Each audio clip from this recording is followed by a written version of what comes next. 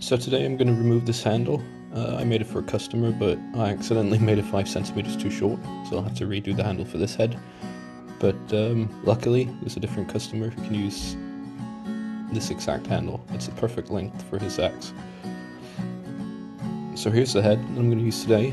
It's a Danish steel industry, Boys Model 3, a real classic here in Denmark. We found a lot of them around. Someone's been pretty nasty to it and beaten up the top side of the head, creating a bit of a burr on the inside, which will get in the way of the new handle I'm going to fit. So first off, taking a round file and getting rid of them. As you can see, the head has a bit of patina and a bit of rust, but there's always one quick way of dealing with that. That's a good old wire wheel. These things are very cheap to find, and you can find them for both angle grinders as well as drills, and they just do an incredible job of cleaning up any old steel with rust without knocking off the nice blackened patina on them.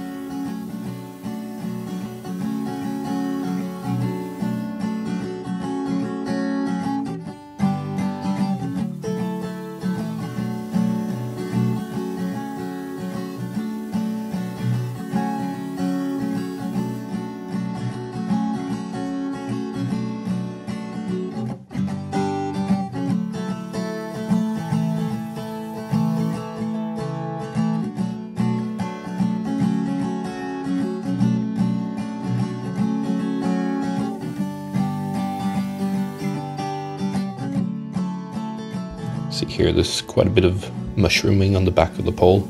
Someone's probably been whacking wedges with it. I'm going to use my belt grinder to take care of the mushrooming at the pole and put a new edge on the axe. Starting out with grit 80, moving all the way up to about 1200 grit, I think it is, before hitting with a buffing wheel to get that beautiful polish on it.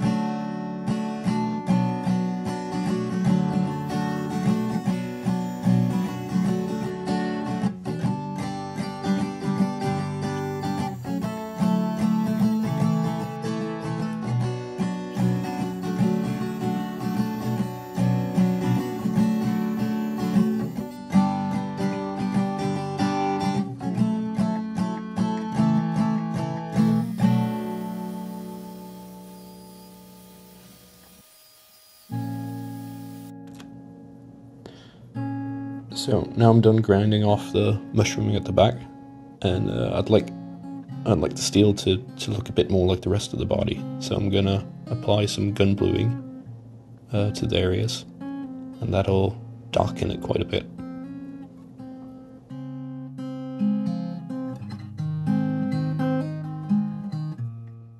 I've simply just traced the shape of the new axe head, or the eye of the axe head, onto the old handle. And now I'm going to work it down with a draw knife. The draw knife is quite an aggressive tool, but great for shaping wood in a pinch. I'm going to take off a few chunks here with the draw knife and then move on to the spoke shave, which is a much finer tool.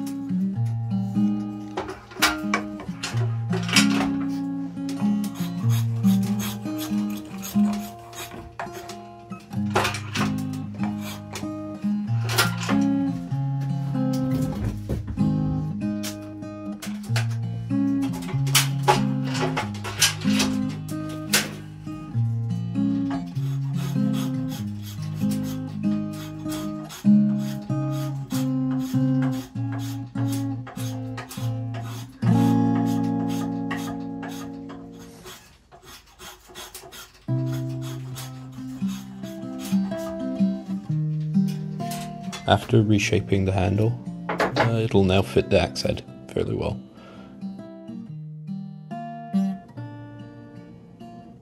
When I hang an axe head, I always use a little bit of physics in my favour.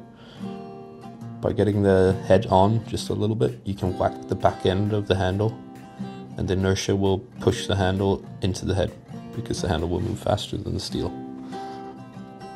So now I've got it on, and everything looks nice and tight. No big gaps or anything like that. No shelf or curling up of the wood. So it looks to be a good fit.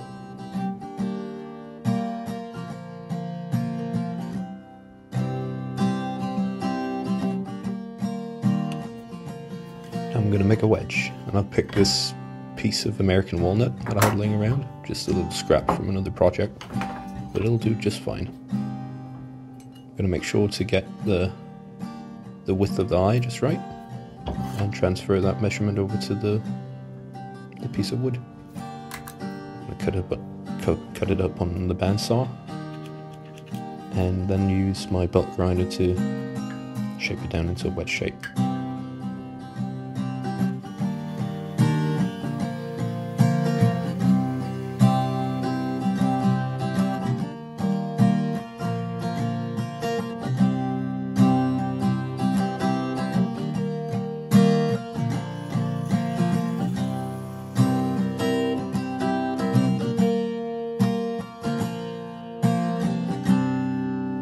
I like to use one of these quick fix clamps or whatever you might call them, to hold the wedge by the end while I work it on the belt grinder. That really helps me keep my fingers away from the belt.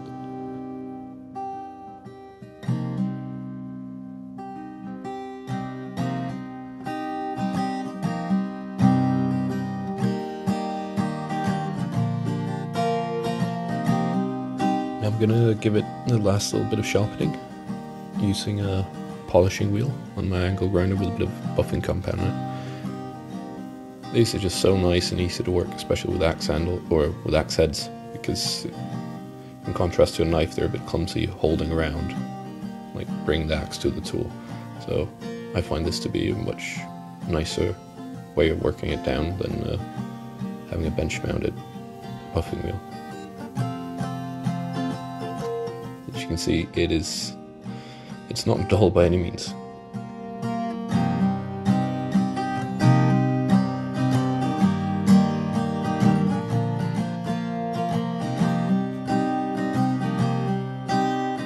So now I'm going to set the wedge. I've sanded it down a little bit more to fit right into the eye of the axe. And now I'm just going to whack it down with a mallet and use a bit of wood to pound it in. Just reduces the chance of splitting the wedge more than necessary. Although it's still split on me, but it's not much of a big deal. I'm going to trim off the excess. I like hanging them proud, leaving a bit of wood excess. It just makes it much easier to replace the wedge if need be, and I also think it looks nicer. So now I'm going to start making the leather sheath for the axe. Simply just start out by tracing the head on a piece of paper and flipping the axe over. I use this little lock as a spacer to trace the outline for the actual size of the sheath. You need to keep in mind that we want to put a welt in there, basically a third layer between the two main pieces of leather. And that helps ensure that the stitches stay safe, because if you don't add that, your stitches will be exposed to the sharp edge and probably won't last you all that long. And from there I just sort of freehand the design. Then I cut the paper out, trace it onto the leather, and after that I cut the leather out.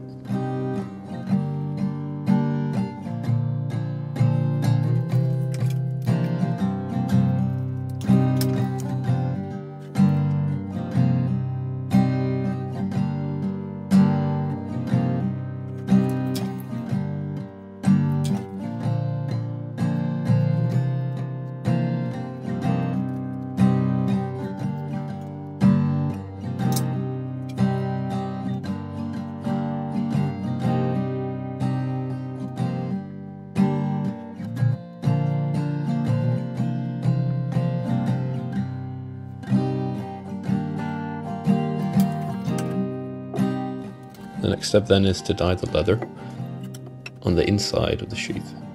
I do this now because if we try and do it later, once we start putting things together, we simply can't get to everywhere on the inside.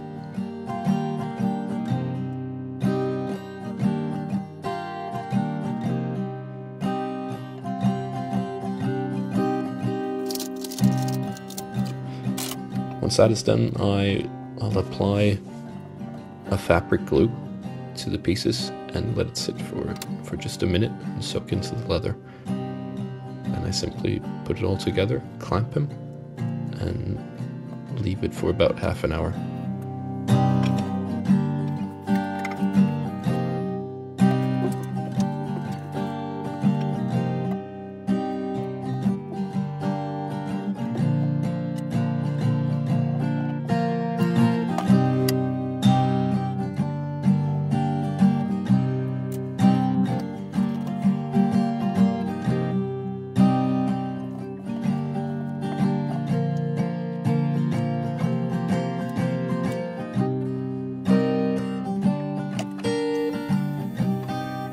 I'll then use the belt grinder to clean up the edges.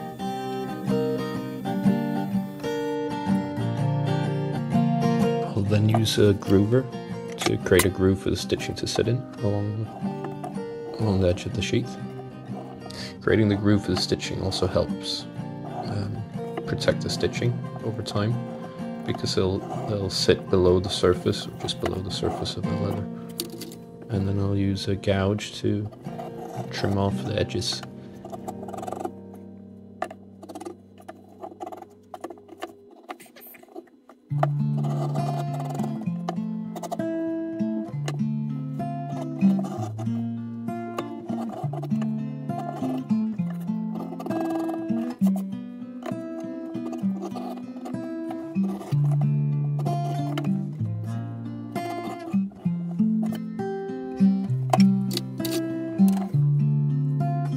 Now we punch all the holes for the stitching.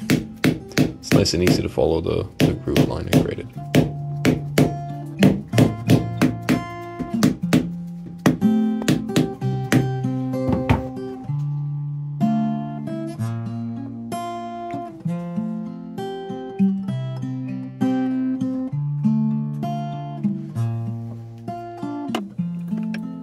I then apply the last layer of dye to the outside of the sheath.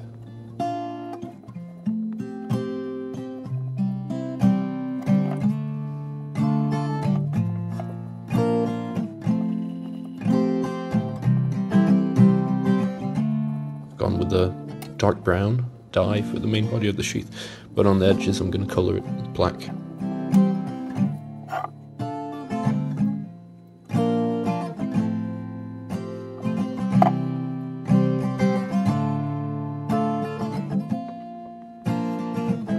For the final finish on the edges, I'm going to use some beeswax that I've melted down and infused with a little bit of black colouring. I'm just going to rub it on the edges and then use a buffing wheel to make it nice and shiny.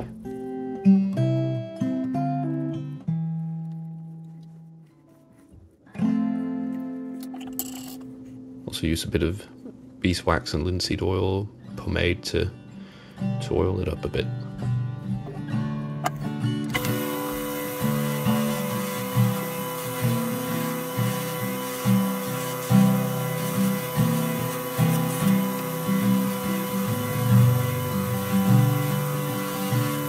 So I put the axe in the inside of the sheath before adding the buttons, and then I mark down where the buttons should be placed to get a nice snug fit.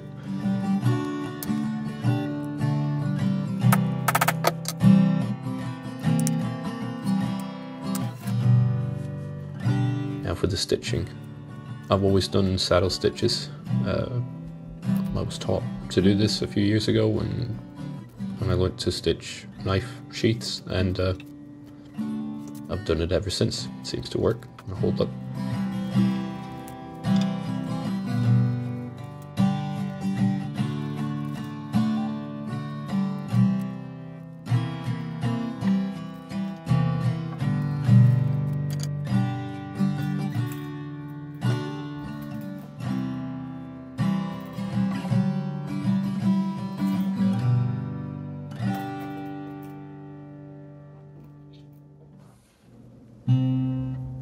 we have it, the finished axe.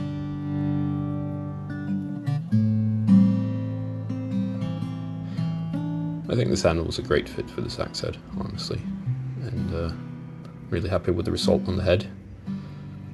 Got a nice polish on there, and the mushrooming's gone, and you can still see it. That was ground off, but it's not too obvious.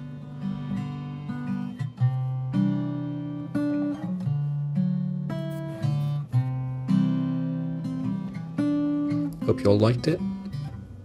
Stay sharp, keep swinging. See you in the next one.